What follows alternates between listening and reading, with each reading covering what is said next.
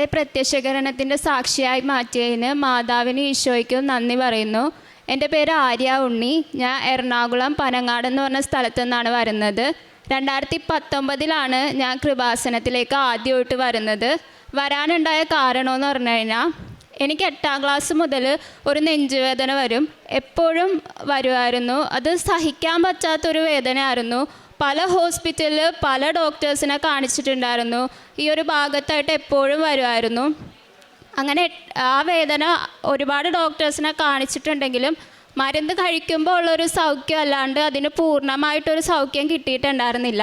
അങ്ങനെ ഞാൻ എൻ്റെ +2 പഠനം കഴിഞ്ഞ് ഞാൻ നീറ്റ് റിപ്പീറ്റ് ചെയ്യാനായിട്ട് വിമലാലയം എന്ന് പറഞ്ഞൊരു സിസ്റ്റേഴ്സ് നടത്തുന്ന ഹോസ്റ്റലിലായിരുന്നു പഠിച്ചുകൊണ്ടിരുന്നത്. അവിടെ വെച്ച് എനിക്ക് ഡെയിലി നെഞ്ചുവേദന വരും. രാത്രി എനിക്ക് ഉറങ്ങാൻ പറ്റൂല, ഒന്നും ചെയ്യാൻ പറ്റാത്തൊരവസ്ഥയായിരുന്നു. ഹോസ്റ്റലായതുകൊണ്ട് പാരൻസ് ഒന്നും കൂടിയില്ലാത്തൊരവസ്ഥയായിരുന്നു. അങ്ങനെ ഇരിക്കുമ്പോഴാണ് അമ്മയുടെ ഒരു ഫ്രണ്ട് കൃപാസനത്തിനെ പറ്റി പറയുന്നത്. അപ്പോൾ കൃപാസന പത്രം വായിച്ചപ്പോൾ ഒരുപാട് പേരുടെ സൗഖ്യം വായിക്കാനിടയായി. അപ്പോൾ മനസ്സിലൊരു വിശ്വാസം വന്നു, ഇവിടെ വന്നു കഴിഞ്ഞാൽ അത് മാറും എന്നുള്ളത്.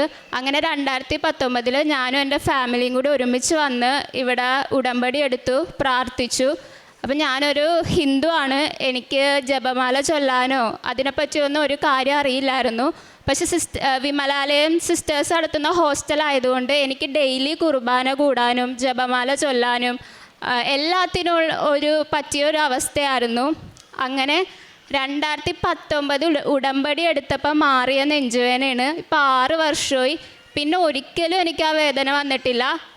ചെറുതായിട്ടൊരു ഗ്യാസ് വരുമ്പോൾ വേദന പോലും, അങ്ങനെ പോലും എനിക്കൊരു നെഞ്ചുവേദന വന്നിട്ടില്ല. ഇപ്പോൾ 6 വർഷമായി. അതാണ് എൻ്റെ ഏറ്റവും വലിയൊരു സാക്ഷ്യം. അങ്ങനെയാണ് ഞാൻ ഈ വിശ്വാസത്തിലേക്ക് വരുന്നതും. അങ്ങനെ ഇരിക്കുമ്പോൾ എൻ്റെ സ്റ്റഡീസൊക്കെ കണ്ടിന്യൂ ചെയ്ത് പോയിക്കൊണ്ടിരിക്കുന്ന സമയത്ത് 2025 ഞാനിങ്ങനെ ഫോൺ നോക്കിക്കൊണ്ടിരിക്കണമായിരുന്നു. ആ സമയത്ത് എനിക്ക് ചില വേർഡ്സ് കാണാൻ പറ്റുന്നില്ല. അതായത് ഇപ്പോൾ 2025 നോക്കുമ്പോൾ 25 കാണൂല. അമ്മയുടെ ഫേസിൽ നോക്കുമ്പോൾ അമ്മയുടെ ഒരു കണ്ണ് കാണണില്ല. അങ്ങനെ വിഷൻ ബ്ലൈൻഡ് സ്പോട്ട് പോലെ വന്നു. അതിന് കുറച്ച് നേരം കഴിഞ്ഞപ്പോൾ എൻ്റെ ഇവിടുത്തെ ഒരു വിഷൻ കട്ടായി. അതായത് ഈ റൈറ്റ് പെരിഫറൽ വിഷൻ കാണാൻ പറ്റാത്തൊരവസ്ഥയായി. അതിന് 20 മിനിറ്റ് കഴിഞ്ഞപ്പോൾ വിഷൻ തിരിച്ചു വന്നു. അപ്പോൾ അങ്ങനെ ടെൻഷനായി ഐ ഹോസ്പിറ്റലിൽ പോയി ഡോക്ടറിനെ കാണിച്ചു. Doctor OCT scan, visual field test, അങ്ങനെ കുറേ സ്കാനിങ് ഒക്കെ നടത്തി. എന്നിട്ട് ഡോക്ടർ പറഞ്ഞു, കണ്ണിന് പ്രശ്നമായിട്ടൊന്നും കാണുന്നില്ല, മൈഗ്രെയിൻ ഓവറായിട്ടാണ് തോന്നുന്നത്. അതായത് മൈഗ്രെയിൻ വന്നതിന് മുന്നേ ചിലവർക്ക് ഇങ്ങനെ കണ്ണിന് ബുദ്ധിമുട്ടായിട്ട് തോന്നും. അങ്ങനെയാണ്, നമുക്ക് ഇനി ഇങ്ങനത്തെ ഒരു എപ്പിസോഡ് വരുമോയെന്ന് വെയിറ്റ് ചെയ്ത് നോക്കാമെന്ന് പറഞ്ഞു. അപ്പോൾ എനിക്ക് ആകെ ടെൻഷനായി. അങ്ങനെ മാർച്ച് 22 ഇതേപോലെ ഞാനൊരു ദിവസം രാവിലെ എഴുന്നേറ്റപ്പോൾ എനിക്ക് പല കാര്യങ്ങളും ഓർമ്മ കിട്ടണില്ല. ഭയങ്കര സ്കേറി ആയിട്ട് തോന്നും. കാരണം നമുക്ക് എൻ്റെ അമ്മയുടെ പേര് എനിക്ക് ഓർമ്മയില്ല, എനിക്ക് ഒരു സാധനത്തിൻ്റെ അതിൻ്റെ പേര് എനിക്ക് ഓർമ്മ കിട്ടണില്ല. അങ്ങനെ ഞാൻ ഭയങ്കര കരച്ചിലായി. കുറച്ച് നേരം കഴിഞ്ഞപ്പോൾ ഇതേപോലെ എനിക്ക് കണ്ണ് കാണാൻ പറ്റാത്ത പോലെ വന്നിട്ട് ഇവിടുത്തെ വിഷൻ കട്ടായിപ്പോയി. പിന്നെ ഒരു 20 മിനിറ്റ് കഴിഞ്ഞപ്പോൾ എല്ലാം ഓക്കെ ആയി. ബാക്ക് ടു എല്ലാം ഓർമ്മ വന്നു, ഓക്കെ ആയി. അങ്ങനെ പിന്നെയും ടെൻഷനായി. ഡോക്ടറെ കാണിച്ചപ്പോൾ ഡോക്ടർ പറഞ്ഞു, നമുക്ക് ഒരു ന്യൂറോളജിസ്റ്റിനെ കാണിക്കണം. ന്യൂറോക്കാണ് ഇത്, കണ്ണിൻ്റെ പ്രശ്നമായി തോന്നുന്നില്ല, ബ്രെയിൻ റിലേറ്റഡ് ആയിട്ടൊരു ഇഷ്യൂ ആയിട്ടാണ് തോന്നണേന്ന് പറഞ്ഞു. അങ്ങനെ ഞങ്ങൾ ന്യൂറോളജിസ്റ്റിനെ പോയി കണ്ടു. ന്യൂറോളജിസ്റ്റിനെ കണ്ടപ്പോൾ ന്യൂറോളജിസ്റ്റ് പറഞ്ഞു, നമുക്ക് MRI എടുക്കണം, മൈഗ്രെയിൻ ഓവറാണെന്ന് പ്രത്യേകിച്ച് നമുക്കൊരു ടെസ്റ്റ് ചെയ്ത് അറിയാൻ പറ്റില്ല, അപ്പോൾ വേറൊരു അസുഖം അല്ലാന്ന് ബ്രെയിൻ MRI എടുത്ത് തീരുമാനിച്ചാൽ നമുക്കത് ഉറപ്പിക്കാൻ പറ്റുള്ളൂ എന്ന് പറഞ്ഞു. അപ്പോൾ എനിക്ക് ഭയങ്കര ടെൻഷനായി. എൻ്റെ ലൈഫിലെ ഏറ്റവും ഒരു ഡാർക്കസ്റ്റ് പീരീഡ് എന്ന് പറയാം. അത്രയും ഞാൻ ഭയങ്കര കരച്ചിലായിരുന്നു. അപ്പോൾ ഞാൻ ഇവിടെ വന്ന് ഉടമ്പടി എടുത്തു, പ്രാർത്ഥിച്ചു. MRI സ്കാനിങ്ങിൻ്റെ സമയത്ത് ഒരു പ്രശ്നം ഉണ്ടാവരുതെന്ന് മാതാവിനോട് ഞാൻ കരഞ്ഞു പ്രാർത്ഥിച്ചു. ഇവിടെ നിന്ന് കിട്ടിയ ഉടമ്പടി കാശുരൂപവും തൈലവും തേച്ചാണ് ഞാൻ സ്കാനിങ്ങിന് കയറിയത്. സ്കാനിങ്ങിൽ കയറി കഴിഞ്ഞിട്ട് റിസൾട്ട് വന്നപ്പോൾ എനിക്ക് ബ്രെയിനിൽ ഒരു പ്രശ്നവും ഇല്ല. അപ്പോൾ ഡോക്ടർ പറഞ്ഞു, മൈഗ്രെയിൻ വന്ന ആൾക്കാർക്ക് തലവേദനയ്ക്ക് മുന്നേ കണ്ണിന് വന്നൊരു ഡിസ്റ്റർബൻസ് ആണത്. അത് 20 മിനിറ്റ് കഴിയുമ്പോൾ മാറിക്കോളും, ഇങ്ങനെയുള്ളവർക്ക് മാസത്തിൽ ഒരിക്കലെങ്കിലും ഇത് വരും, അത് മൈൻഡ് ചെയ്യേണ്ട, അതങ്ങനെ പോയിക്കോളൂ എന്ന് പറഞ്ഞു. പക്ഷേ എനിക്കത് 20 മിനിറ്റ് ഉള്ളെങ്കിൽ പോലും അത് നമുക്ക് സഹിക്കാൻ പറ്റാത്തൊരു ബുദ്ധിമുട്ടാണ്. കാരണം കണ്ണിനൊരു ബുദ്ധിമുട്ട് വരുമ്പോൾ എവിടെയെങ്കിലും പോകുമ്പോഴാണ് അങ്ങനെ വന്നെങ്കിൽ അത് ഭയങ്കര സ്കേറി ആയിട്ടുള്ളൊരു ബുദ്ധിമുട്ടാണ്. അപ്പോൾ ഞാൻ മാതാവിനോട് പ്രാർത്ഥിച്ചു, മാതാവ് ഒരിക്കലും എനിക്കിനി ഇത് മൈഗ്രെയിനോറ വരരുതേ, എൻ്റെ ലൈഫിൽ ഒരിക്കലും ഇനി ഇത് ഉണ്ടാവല്ലേ എന്ന് ഞാൻ പ്രാർത്ഥിച്ചു. മാസത്തിൽ ഒരിക്കലെങ്കിലും വരുമെന്ന് ഡോക്ടേഴ്സ് പറഞ്ഞൊരു കാര്യമാണ്. ഇപ്പോൾ എനിക്ക് 1.5 വർഷമായി, ഇതുവരെ എനിക്ക് പിന്നെ അത് വന്നിട്ടില്ല. തലവേദനയോ മൈഗ്രെയിൻ്റെ ഒരു ബുദ്ധിമുട്ടോ എനിക്കില്ല. ഞാൻ മാതാവിനോട് 1000 നന്ദി പറയുന്നു. അടുത്ത എൻ്റെ ഏറ്റവും വലിയ ആഗ്രഹമായിരുന്നു എനിക്ക് ജർമ്മനി പോകണം എന്നുള്ളത്. അപ്പം ഞാൻ ഇവിടെ വന്ന് മാതാവിനോട് പറഞ്ഞിട്ടുണ്ടായിരുന്നു എനിക്ക് ജർമ്മനി പോകണം എന്ന്. അപ്പോൾ എക്സാം പാസ്സാകുക എന്നുള്ളതായിരുന്നു ആദ്യത്തെ ഫസ്റ്റ് കടമ്പ എന്ന് പറയുന്നത്. അപ്പോൾ എക്സാമിന് ഞാൻ ഡേറ്റ് എടുത്തിട്ട് ഹോൾ ടിക്കറ്റായിട്ട് എനിക്കപ്പോൾ അച്ഛനെ കാണാനുള്ളൊരു അനുഗ്രഹം കിട്ടിയായിരുന്നു. അപ്പോൾ അച്ഛന് വന്നിട്ട് ഞാൻ അച്ഛൻ്റെ ബ്ലെസ്സിങ്സ് വാങ്ങിയിട്ട് എക്സാം എഴുതാൻ പോയി.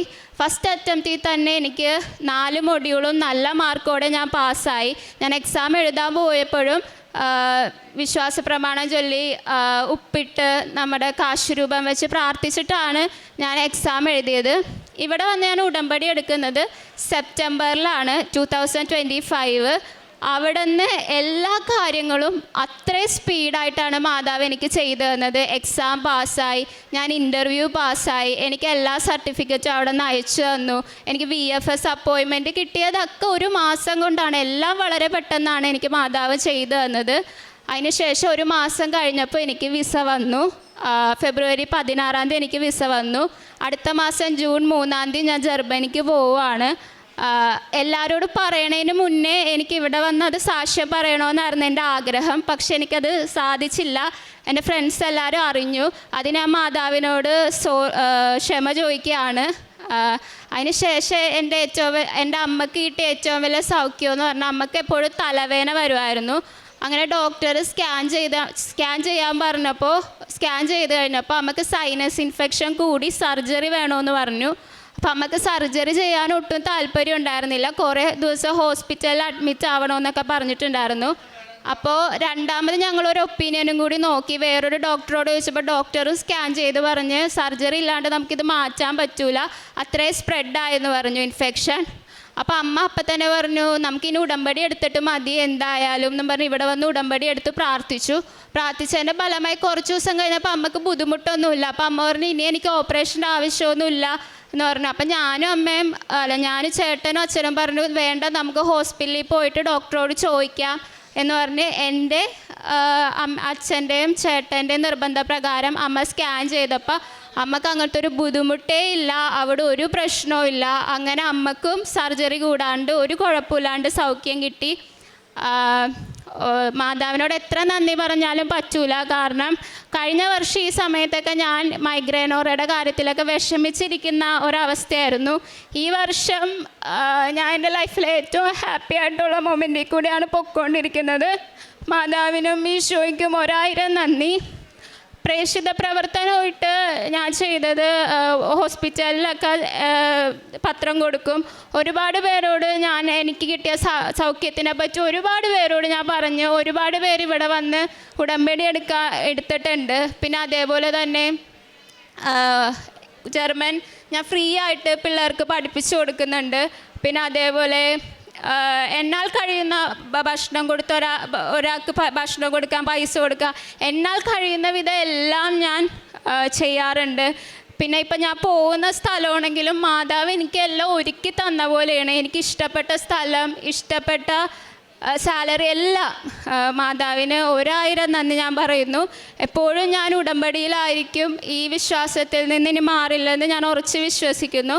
മാതാവിന് ഈശോയ്ക്ക് 1000 നന്ദി. Thank you. പ്രഭാഷകൻ്റെ പുസ്തകം 39, 33 മുതലുള്ള തിരുവചനങ്ങൾ ഇപ്രകാരം അരുളി ചെയ്യുന്നു. കർത്താവിൻ്റെ പ്രവൃത്തികൾ ഉത്തമമാണ്, യഥാസമയം അവിടുന്ന് ആവശ്യങ്ങൾ നിറവേറ്റുന്നു. ഒന്ന് മറ്റൊന്നിനേക്കാൾ മോശമാണെന്ന് പറയാനാവില്ല, ഓരോന്നും യഥാകാലം നന്മയായി മാറും. ആര്യ ഉണ്ണി, തൻ്റെ അമ്മയോടൊത്ത് വന്ന് തനിക്ക് ജീവിതത്തിൽ ലഭിച്ച കൃപകൾ, it is not by merit but by grace എന്ന് ഈ മകൾ ഉറക്കെ ഉദ്ഘോഷിക്കുകയാണ്. കഴിഞ്ഞ വർഷം ഞാൻ ഈ സമയത്തൊക്കെ ഒത്തിരിയേറെ പേടിച്ച് വിഷമിച്ച് നടന്ന ദിവസങ്ങളാണ്. എന്നാൽ ഇന്ന് ഈ അൾത്താരയിൽ ഞാൻ നിൽക്കുമ്പോൾ എനിക്ക് ഒത്തിരിയേറെ സന്തോഷമുണ്ട്, നന്ദിയുണ്ട്. അതാണ് ആര്യ ഉണ്ണി പറഞ്ഞു നിർത്തുക. തനിക്ക് ഏകദേശം 13 വയസ്സുള്ളപ്പോൾ തുടങ്ങിയ തന്നെ പേടിപ്പെടുത്തുന്ന നെഞ്ചുവേദന, അതിൻ്റെ കാരണം ആരും കണ്ടുപിടിക്കുന്നില്ല. എന്നാൽ ഈ മകൾക്ക് മാത്രം അതൊരു പേടി സ്വപ്നമാണ്.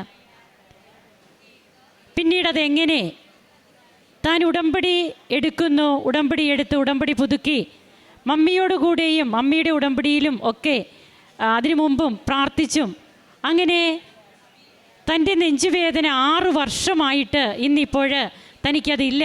അതിൻ്റെ കാരണം എന്താണെന്ന് ഡോക്ടേഴ്സ് കണ്ടുപിടിച്ചില്ല. പല കാരണങ്ങൾ അവർ പറയും. എന്നാൽ ഇപ്പോൾ ഒരു ഗ്യാസിൻ്റെ അസ്വസ്ഥത പോലും, അങ്ങനെയുള്ള ഒരു നെഞ്ചുവേദന പോലും തനിക്കില്ല എന്നാണ് ആര്യ നമ്മോട് പങ്കുവയ്ക്കുന്നത്. അതുപോലെ തന്നെ തനിക്ക് വന്ന മൈഗ്രെയിൻ ഓറ, അതിൻ്റെ എല്ലാ ദൂഷ്യഫലങ്ങളും, അതെന്തുകൊണ്ട് എങ്ങനെ സംഭവിക്കുന്നു, 20 മിനിറ്റ്സ്, ആ 20 മിനിറ്റ്സ് 20 ഇയേഴ്സ് പോലെ ഒരു വ്യക്തിക്ക് തോന്നുന്ന അവസ്ഥയിലൂടെ കടന്നു പോകുന്ന ഈ മകള് അതൊരിക്കലും തന്നെ ഇനി ബാധിക്കല്ലേ എന്ന് നൊന്ത് പ്രാർത്ഥിക്കുമ്പോൾ ഇവിടെ പറഞ്ഞ തിരുവചനങ്ങൾ സഫലമാവുകയാണ്. അതായത് കർത്താവിൻ്റെ പ്രവൃത്തികൾ ഉത്തമമാണ്, യഥാസമയം അവിടുന്ന് ആവശ്യങ്ങൾ നിറവേറ്റുന്നു.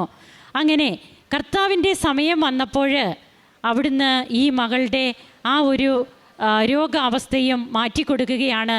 1.5 വർഷം ആയി ഇപ്പോൾ തനിക്കതില്ല. ഇന്ന് ബഹുമാനപ്പെട്ട VP ജോസഫ് അച്ഛൻ ഉടമ്പടി ഡെയിലി ബ്രെഡ് പ്രയറിൽ പറയുകയുണ്ടായി, ബൈബിള് കടഞ്ഞെടുത്താൽ കിട്ടുന്നതാണ് ഉടമ്പടി. അത് ഈ മക്കൾ മനസ്സിലാക്കുകയാണ്. ബൈബിള് കടഞ്ഞെടുത്ത് കിട്ടിയ ഉടമ്പടി ജീവിതം, അത് ആ വെണ്ണയാണ് ഉടമ്പടി. അത് ഇന്ന് ഈ മക്കൾ തങ്ങളുടെ ജീവിതത്തിൽ മനസ്സിലാക്കി, ഇന്നല്ല എന്ന് അവരുടമ്പടി എടുത്തോ അന്ന് മുതൽ തങ്ങളുടെ ജീവിതത്തിൽ അതവർ ഉദ്ഘോഷിക്കുന്നു. അതിന് അവർക്ക് 100 നാവാണ് അതൊക്കെ പറയാൻ. അതായത് അത് തൻ്റെ കൂട്ടുകാരോട് പറയാൻ, അതുപോലെ പ്രേക്ഷിത പ്രവർത്തനം നടത്തുമ്പോൾ ഓരോന്നും പറഞ്ഞ് പത്രങ്ങൾ കൊടുക്കാൻ, അതിനൊന്നും മടിയില്ല. ഈ ഒരു മടിയില്ലായ്മയാണ് കർത്താവിൻ്റെ മുമ്പിൽ ഓരോ വ്യക്തികളെയും സ്വീകാര്യരാക്കിയത്. ആര്യ ഉണ്ണിയും കുടുംബവും ഇന്നിവിടെ ഇത് പങ്കുവെക്കുമ്പോൾ നാമും മനസ്സിലാക്കേണ്ടത് ഈ ഒരു കാര്യം മാത്രമാണ്. അങ്ങനെ തൻ്റെ ജർമ്മൻ പഠനമെല്ലാം പൂർത്തിയായി തനിക്ക് ഏറ്റവും അനുയോജ്യമായ, താൻ ഇഷ്ടപ്പെട്ട ഒരു സ്ഥലം തന്നെ തനിക്ക് കിട്ടി. അതിനും എല്ലാം ഈ മകൾ പറയുന്നത് it is not by merit but by grace. അതായത് തനിക്ക് വേണ്ടിയിട്ട് സമയച്ചുരുക്കം നടത്തുന്ന അമ്മയുടെ പ്രവർത്തനം, ഉടമ്പടി നേർച്ച വസ്തുക്കൾ എങ്ങനെ ഉപയോഗിക്കുന്നു, അത് ഉപയോഗിച്ചത് മൂലം തനിക്കും തൻ്റെ കുടുംബത്തിനും ലഭിച്ച കൃപകൾ ഇന്ന് താൻ ഫ്രീ ആയിട്ട് ജർമ്മൻ ലാംഗ്വേജ് മറ്റുള്ള മക്കൾക്ക് പറഞ്ഞു കൊടുക്കുന്നു. അതൊരു കാരുണ്യപ്രവൃത്തിയാണ്, അറിവില്ലാത്തവരെ പഠിപ്പിക്കുക.